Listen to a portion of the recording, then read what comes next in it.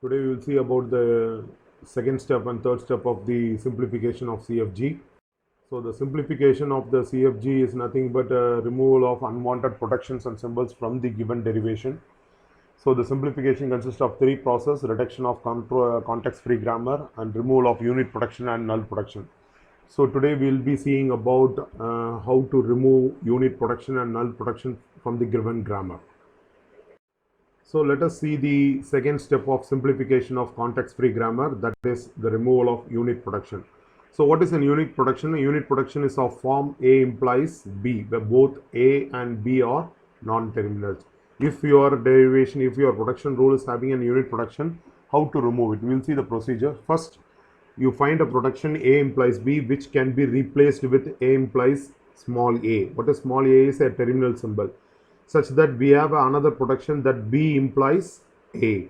So if B implies A is there, then we can replace A implies B as A implies small a.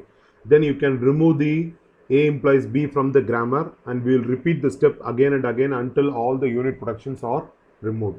So let us see an example. Let us see an example how to remove unit protection. So this is the protection rule which is given. So first we will try to find which are the unit protections are. So it must be of form A implies B, both A and B are non-terminal. So as you can see, S tends to XY, it has two non-terminals. Second one is also not. Third one we have, so we will write it down. So Y tends to Z is a unit protection, Z tends to M is an unit protection, then M tends to N is an unit protection, then N tends to A is a unit protection. So first we will consider M tends to N. So we know that N tends to A is there, so we can replace as M tends to A in our grammar. So your protection rule will become S tends to XY, X tends to A, Y tends to Z or B, and Z tends to M, and M tends to A, and N tends to A. So second step we will consider the next one. So this is the unit protection. So we have three unit protections. So now you'll see Z implies M. So we can add Z tends to A since M tends to A. So your protection rule will change as S tends to XY, and again it is X tends to it is X tends to A, then Y tends to Z or B, then Z tends to A, M tends to A, and N tends to A. So the final unit protection we have is Y tends to Z. So we can add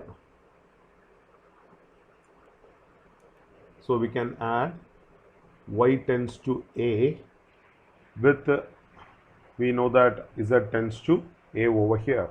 So from this protection rule again we will tend S tends to XY, and X tends to A, Y tends to A or B, then Z tends to A, M tends to A, and N tends to A.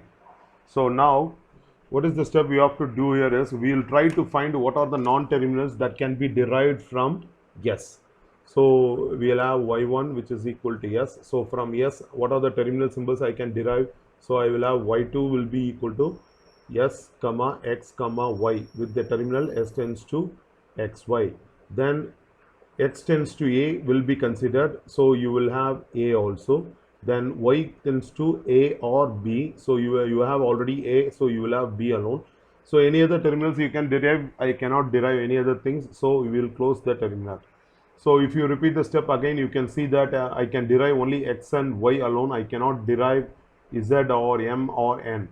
So we will remove those rules. The final simplified grammar G with the protection rule is S, X, Y, comma, A, B, and my start symbol is S. My protection rules are S tends to XY, and X tends to A, and Y tends to A or B. So this is your simplified context-free grammar for the given problem. So now we will consider this problem. So you can see S tends to not even a single unit transfer, but you can see I can have F tends to S, T tends to F, and E tends to F. So we have three unit productions. So I'll write it over here. F tends to S, and T tends to F, and E tends to T. Okay. We will try to remove all these unit productions. So first let me consider F tends to S. Okay, so I know that S can be replaced with this entire string. So what I do is we can substitute, so we can add, so we can add F tends to A or B or SA or SB or S0 or S1. So your protection rule will change as S tends to A or B or SA or SB or S0 or S1, and your F will be replaced with A or B or SA or SB or S0 or S1, or we will have this expression also, that is E. So you will have E alone. So then the rest of the will be there. So T tends to F or T star F, then E tends to T or E plus T. So this is the production. So the second unit production we will try to remove is again F tends to S. So we know what is F derives. So we will replace with T also with derives the same term X. So the term is going to be A or B or SA or SB or S0 or S1, or you will have E epsilon. So now the production rule P will be, so we will have the same S, A or B or SA or SB or S0 or S1, and we will be having F, that will be also A or B or SA or SB or S0 or S1 with bracket E. Then you can see my T also will be replaced with again A or B or SA or SB or S0 S1 or open bracket E with the opposite production T star F. So the remaining only one production is E tends to T or E plus T. Okay, so this is the production. Now the third unit production is E tends to T. We know what T is producing to. Let us assume it is X. So E also will produce to X. So in what is X over here is X will be this expression. This is the entire expression of T.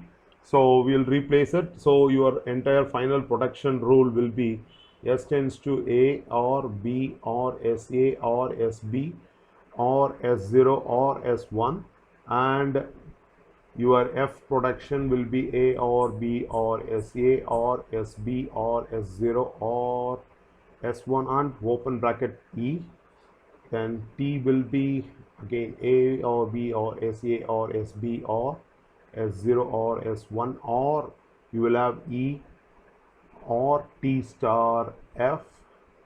Then finally your E will be again A or B or SA or SB or S0 or S1, or E or T star F or E plus T.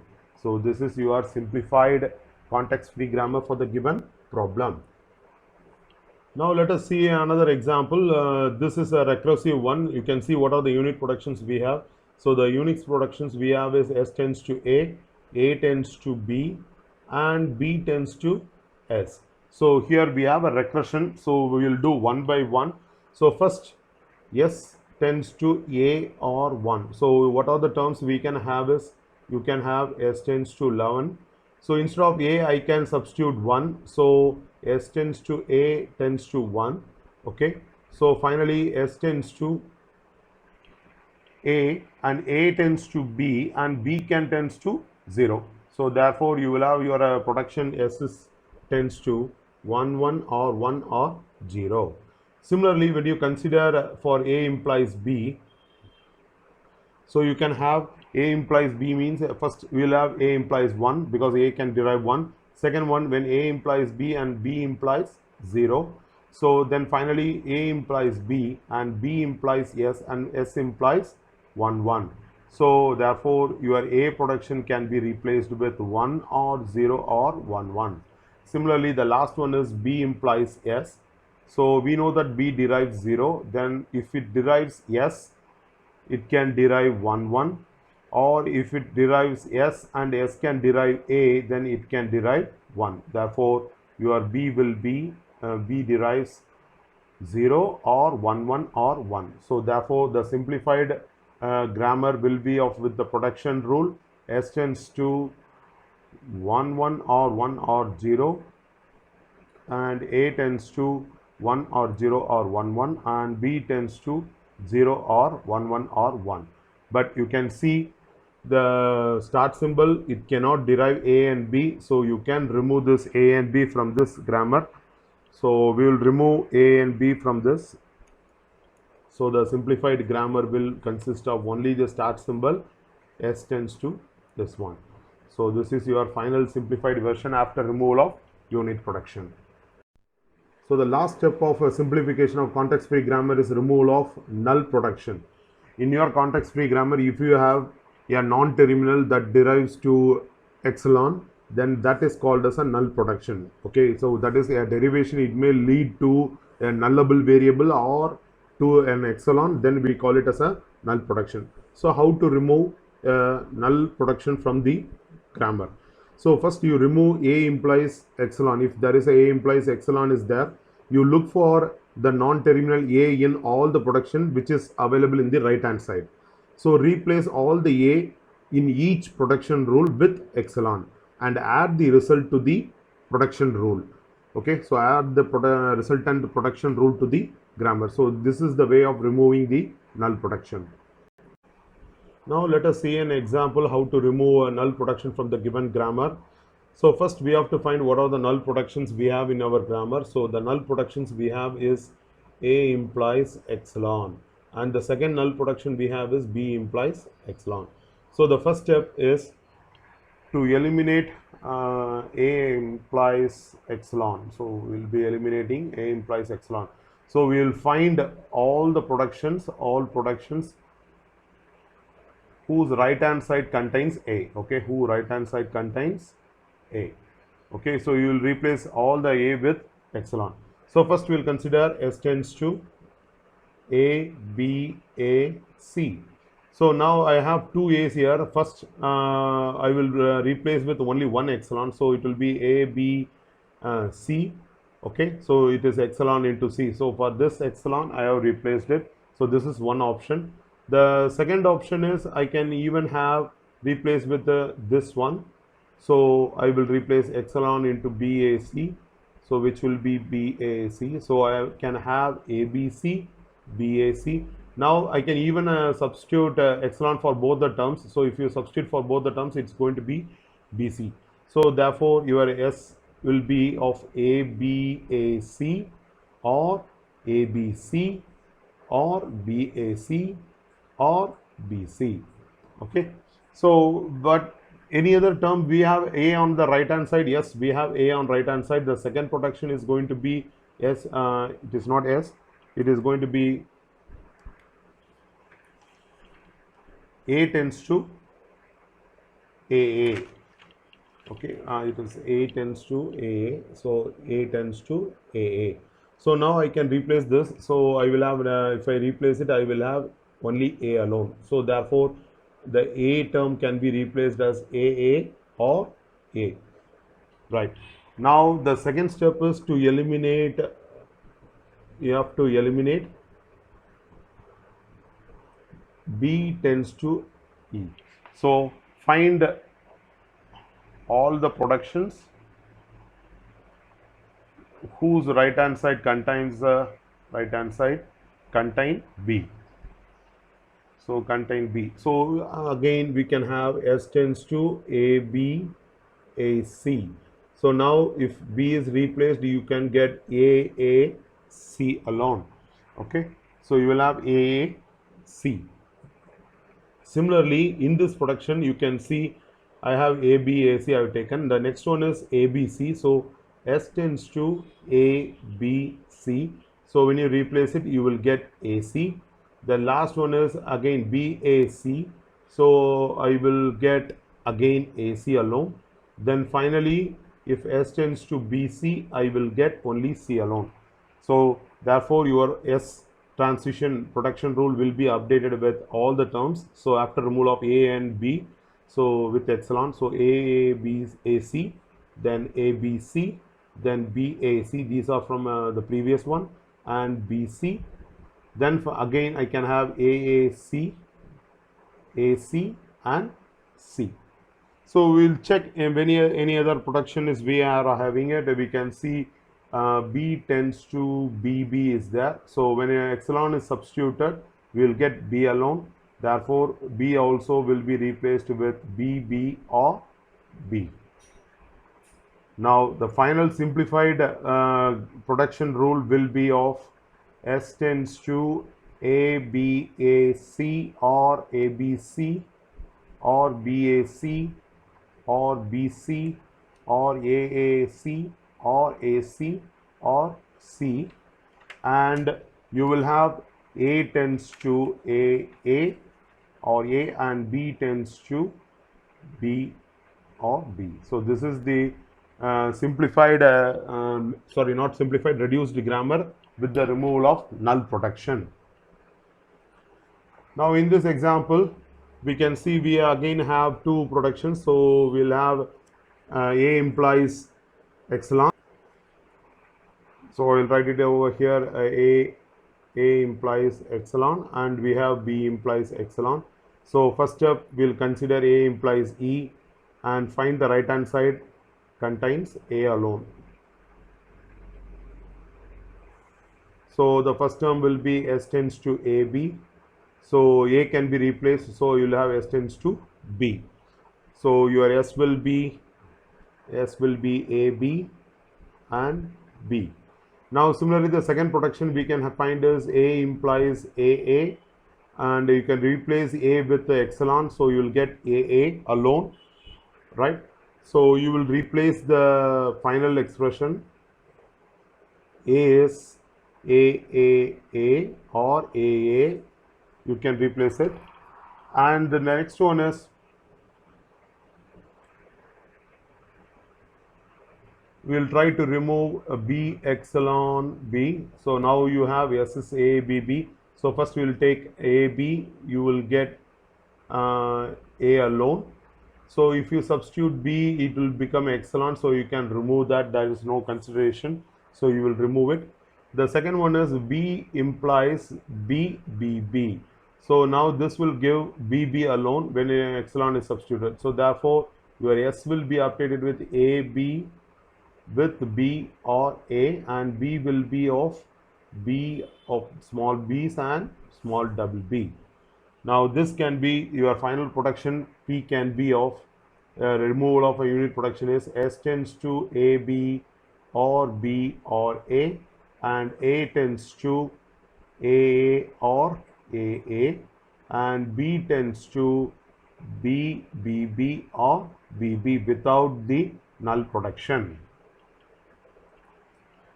So another simple example given for our understanding. So the only null protection is A implies epsilon.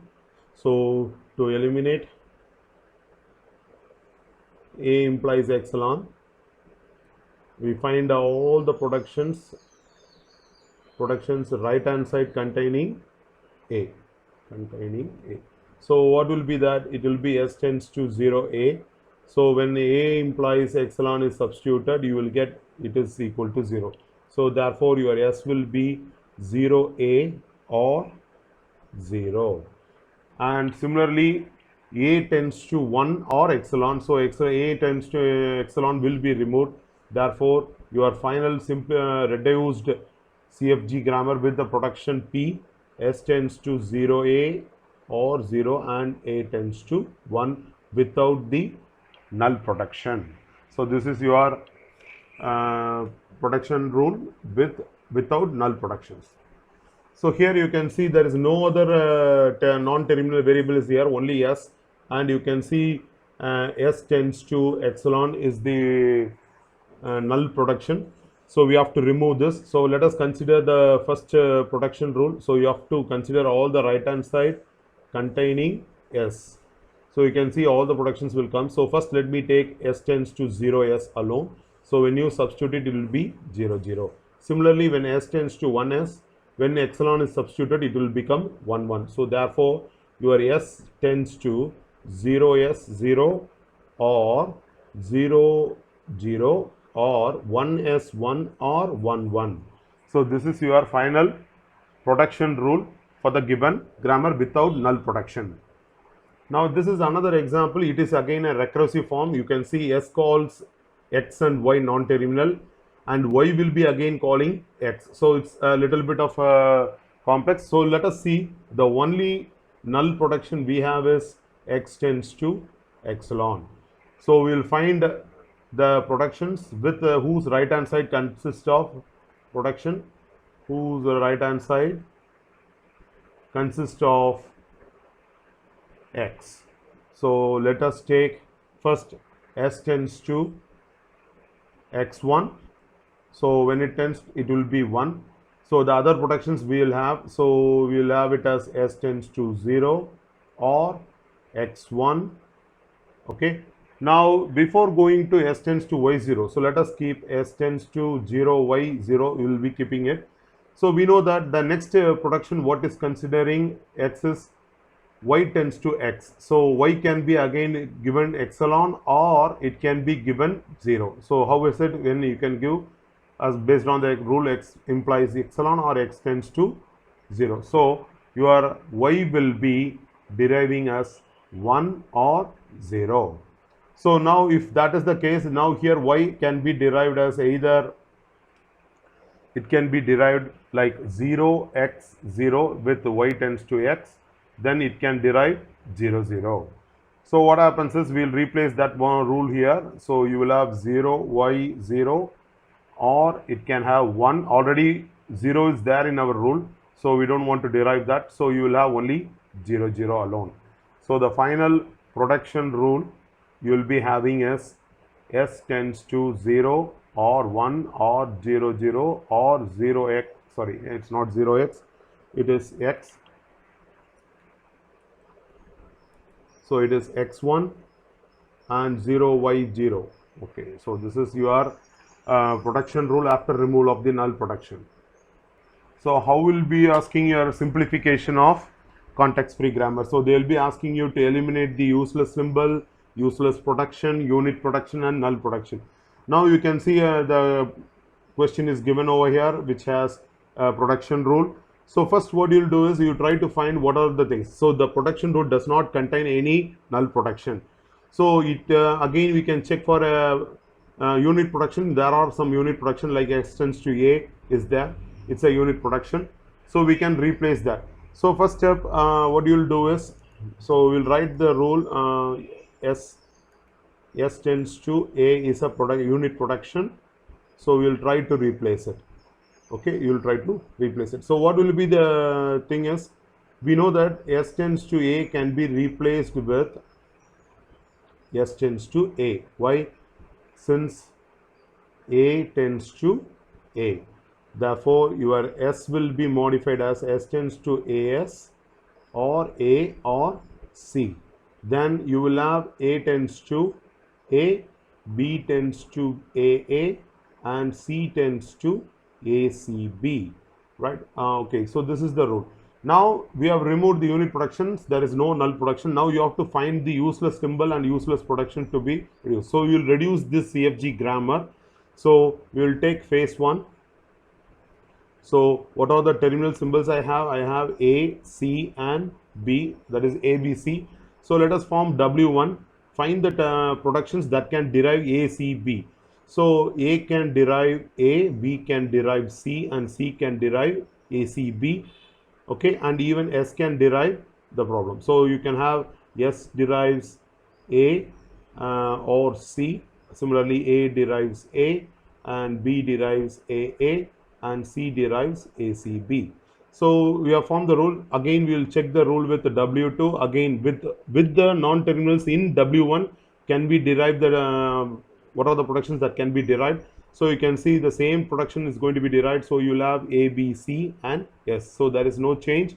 So you have a reduced grammar G dash, so which will be S, A, B and C. Okay, and the terminal symbols are A, B, C, and my production rule and my starting symbol. So this is the rule. So the production rule will be S tends to, you can have AS or A or C, and as well as you can have A tends to A, B tends to A, and C tends to ACB. Now the phase 2 is what are the non-terminals that can be derived from the starting symbol. So yes, so now Y2 will be deriving the symbols that can be done. So S tends to S, so you have S and A over here. Then it can also derive C, so you will have C. Do we have any other term that can be derived from S? No. So we'll close the loop. There is a difference between the terms. So you will have S tends to AS, S tends to A, S tends to C. Sir, how did you tell that S tends to A? So you can see W1 consists of S and A is there. So you can have the rule S tends to A is also included. So when you substitute Y3, again same SAC will be there. So Y3 is equal to Y2. So your reduced grammar without useless production and everything is S tends, it's only with S, and the terminal symbols are A and C with production rule and the start symbol. So the production rule will have only one production, that is S tends to AS or A or C. So this is your reduced, simplified context-free grammar for the given problem. We will see the last example with one useless termination, that is useless production rule. So now you can see you should remove all the production rules that are having a recursive one. For example, if C tends to ACD, so this may be called with multiple times of D. Okay, so it will be repeated again and again and again and again.